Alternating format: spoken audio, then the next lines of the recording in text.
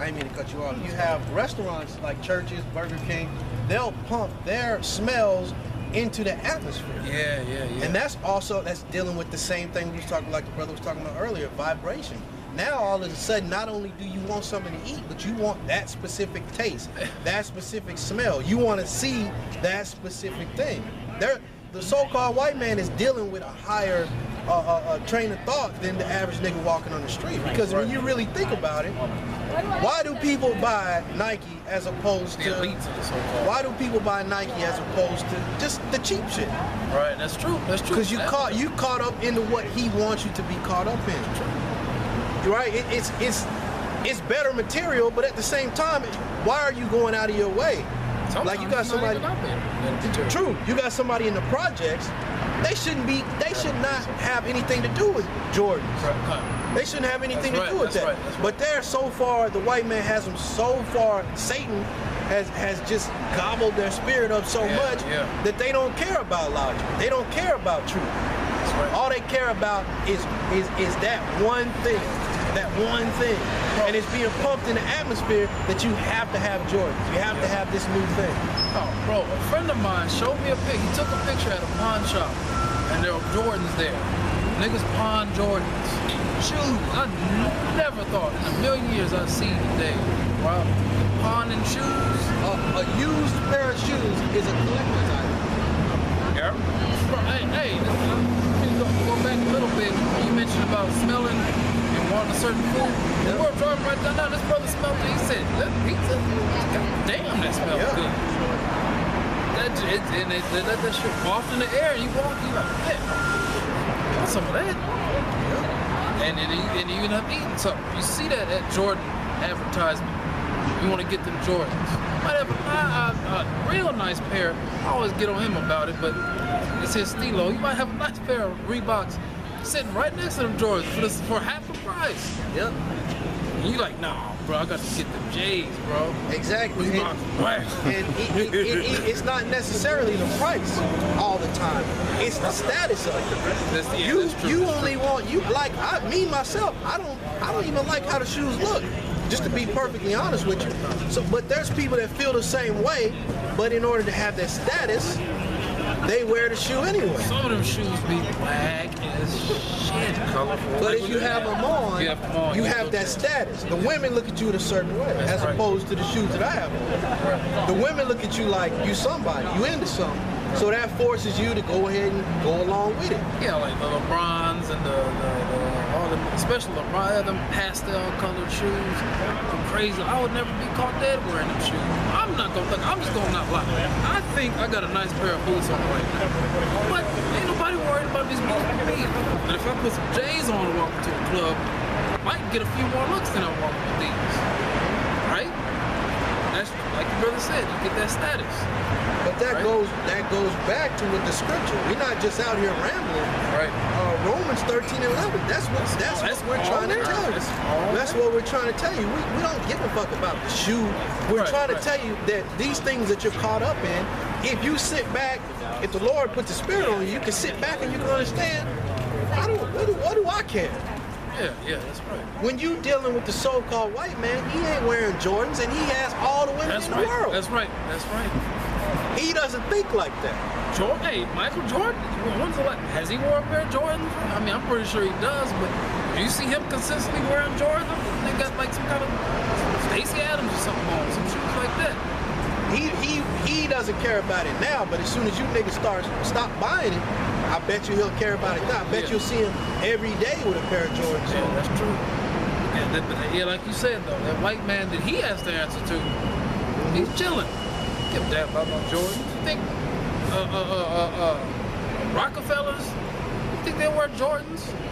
It's not even it's just it's not even a well-crafted shoe. It really ain't. It's just a shoe. It's just same materials, but the so-called white man was able to put that spirit in.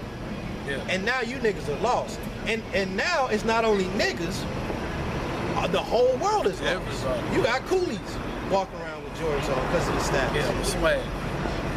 When I say coolie, Elamite, you got Moab out here with them on. Swag. They slaving in the dungeon making them. They come trying to splash up. And they still go to Foot Action and buy them for $200. I got them 7s, bro. So get on my page. Go ahead, read that again. God, this is Romans chapter 13, verse 11. Got them 7s, bro. Hey, 13, they got 13s too, don't they? Yeah, it's a little Chinese girl in Taiwan saying just what he said. Check out these 7s. Check out these 7s. And she bought them online on Nike.com just to know that she got the real one. Yeah. But she the one in there making them. She making. Damn, she. That's how much of a hold the so-called white man has on these. He's got a grip on the earth. He ain't letting go to the so-called, till the Most High and His Son come and snatch his damn grip off his earth. Go ahead, Guys, Romans 13 and 11. And that knowing the time, that now it is high time to awake out of sleep. So knowing everything what we just said, which is not even a tip of the iceberg, it's time. Go ahead, Kind. For now is our salvation nearer than when we believe. So it's time to wake up out of that hypnosis, out of that hypnotized state. Because now is our salvation of the nation of Israel, nearer than when we believed. And guess what? Simultaneous with that salvation is the destruction of all this whole system that we're out here rebuking and cursing out. I mean, y'all gotta realize, man, there ain't no liberation in no black conscious community bullshit. Ain't no liberation in trying to find out about no Egyptology and all this other stuff. It's all good. No. Okay. You're not gonna find it, man. Not in no goddamn Quran. None of that bullshit, man. You would have already found it. I'm sorry. Go ahead. No, the brother, you're right. You would have already found it by now. And this is the type of stuff that y'all don't get, even amongst Israel, where you got people who teaching these crazy doctrines, telling you not to have faith, not to believe in what's written in this word, as the Most High said. You know, it just goes to show you, man, that it's time to wake up. As we continue to prophesy with the conspiracy theories, as people like Nate and them claim, you'll see that motherfucker's wrong. It's just common sense. But you're in that trance with the purple shirts and garments on. Right. You're pretty much under some type of trance because you're stuck on having dreads, shaping up your beards and stuff. And thinking that, Salaki, bro. Oh, no, you got, and just thinking that you could still live in this world and be of the world and just think you could say something slick on the side by just being slick, trying to say, hey, I'm an Israelite, I'm reading the Bible, and then that's it. That's right. And not using the Most High's name or His Son's name. Like, it's just total witchcraft right there. Hey, Nate is the Nike of Israel. He's that, in his eyes, he's the Nike of Israel. You got to go through him. He's got all the freshest fits. He's got the fresh breakdowns. They got the cool-ass video production, all that. That's it. He's that dude. The camp starter kit. Camp starter kits you can buy $158, $49.95, all that, whatever the fuck, how much you want to pay for it. How you going to buy a garment? Right. Really? I mean, how are you going to... I mean, I understand brothers might make garments, and you might sell them to another brother. Another brother might be like, okay, that might be your hustle. But you're making it a requirement in your camp to wear that particular garment and buy it. And the fact that y'all all wear the same garment, same color, I don't even trip on that. Right. And even when y'all put the border blue and fringes on t-shirts, sometimes I'll be like, man, that's cool. I want to do that shit. It's the spirit that you put on the whole thing. Yeah. That you aren't in the truth if you don't do this. All right. That's right. You aren't in the truth if you don't have a purple garment. Right. If you don't do it exactly like this, then you going off.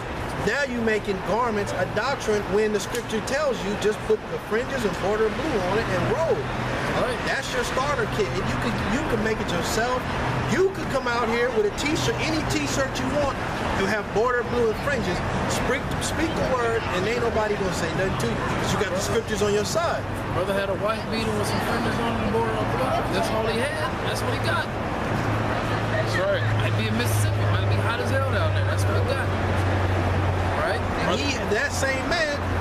has the word of Yahweh Bashar Shai on the side. But as soon as you make it into a doctrine, that's when you're going off. You got people spending money not to bring out the word, not to satisfy getting the 1/3 of elect rounded up, but just to build up your church. That's right. It's a damn shame. Y'all looking at it as y'all got the bank account, y'all going to check in and okay, we can get this amount, we're gonna do these funds, this and that and the other. But when none of that matters, why would you be concerned with building something in a world that's going to be brought down? Does it matter how it looks when it's all going to be destroyed anyway? Matthew 6. Oh, go. Get what you got in Matthew 6. I forget what the verse. When it's all going to be destroyed anyway, what does it matter? When are you so concerned about it? Okay, when this whole system breaks down, what if you? Okay, there ain't no more purple thread to be bought. Yeah. Are you not going to let brothers in your camp because they don't have them garments on? No, you going to let them in. And at that point, everybody should say, you know what the fuck was I thinking from the beginning anyway? Buying a $200 garment for no reason when I could have just bought a $5 t-shirt, put the fringes on it. Or like y'all say we do, bought a bath towel, draped it over your head with a hole in it and put the fringes on it. Oh, 20. None of that stuff matters. And it's all gonna come to naught, and everybody's gonna see that it was all a bullshit game from the beginning. That's why I got a good precept right here for this one. This is 1 Thessalonians chapter 5, verse 5. Ye are all the children of the light and the children of the day. We are not of the night nor of the dark. That black power bullshit. Nate, you know, Nate. Hold on, no. This next verse is gonna be for Nate. Therefore, let us not sleep as do others, but let us watch and be sober. For they that sleep, sleep in the night, and they that be drunken are drunken in the night. And Nate, and all you clowns, all you scoffers, really, you keep mentioning Nate, but you going against this word and scoffing, you're in a dead state, you're asleep, all right? You don't have the light. You got the word, but you're not preaching it in its truth. That's so right. You don't have the light. So you got everybody on your vibe, you know what I'm saying? Mm-hmm. You're still going according to what your elders taught you and didn't advance. Really, what you're doing, I'm sorry, bro. Really what you're doing is, you're in a dark room, and you got a candle, but you got your eyes covered. That's all you're doing. You're just walking around. The light, you have the light, but because your eyes are covered, it's not helping. All right, you need to take that hand off your eye and start and see the room around you. See what's going on. See this world around you. The problem is you didn't cover your face yourself. That's true. You didn't do it yourself. So you gotta trust in the same person who you saying don't even call on his name. That's who you gotta go to get that hand off your face. That's right. 6 and 9. He's major blind. I got a quick precept. I was gonna finish it. But let us who are of the day be sober, putting on the breastplate of faith. Yep.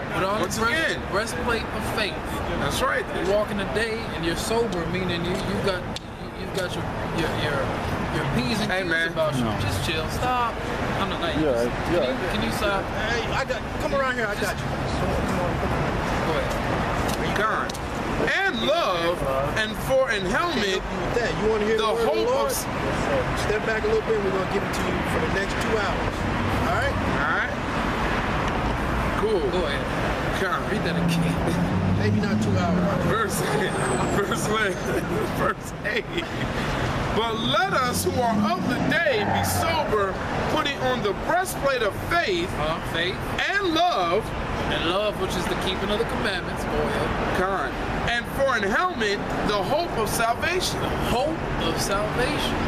You clowns don't have faith, and you really don't have no hope. The two are pretty much hand in hand. All right? And it talks about love, which is the keeping of the commandments. You don't keep all the commandments, although you like to present yourself like you do. You do not keep all the commandments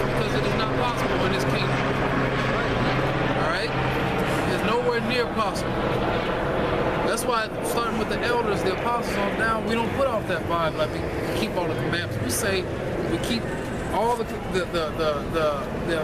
laws to the best of our ability. Always say that. But you know, the reason that the apostles can say that is because they dug deep into the scriptures with the hope of keeping every single commandment. Right. But because they cannot fulfill it, they tell you the truth and say that you do the best that you can on this side. You don't know what you're eating. Why? Because you're not the one that's building the food from scratch. You don't know what's in this food. You don't know what's going on with the water. You don't know anything.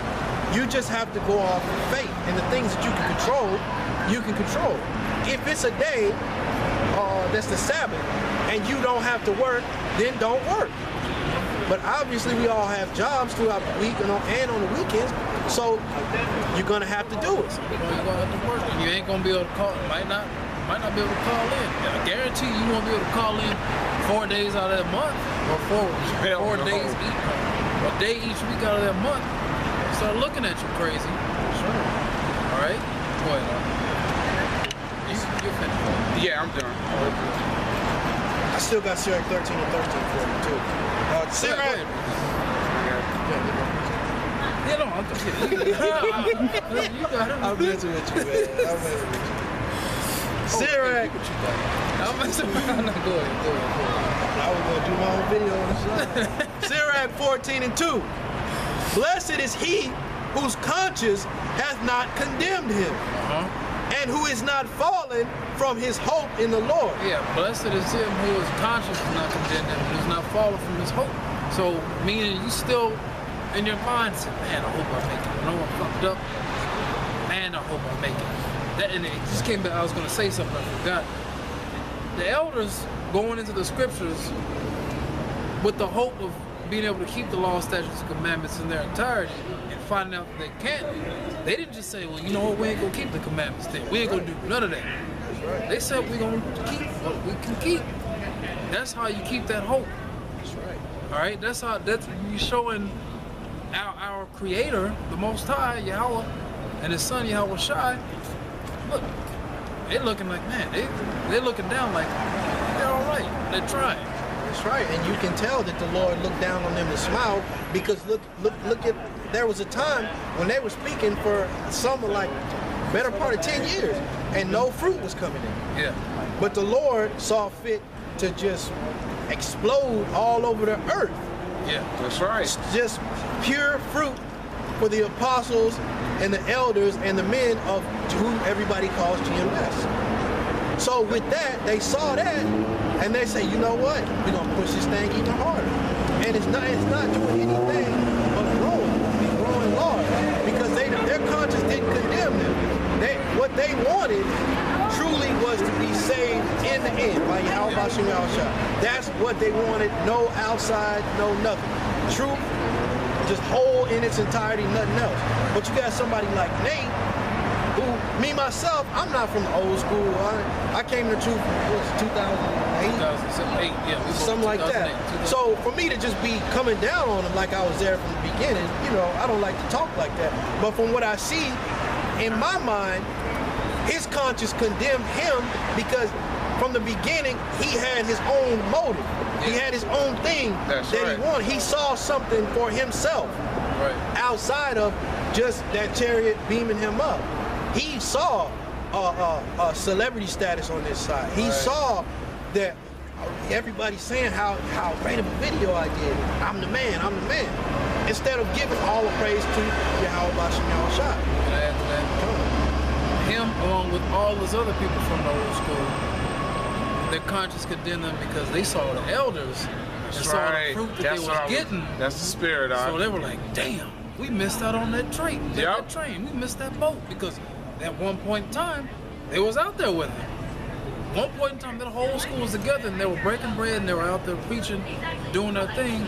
Then all the splits happened, and the elders just kept going forward. All right, just kept going forward.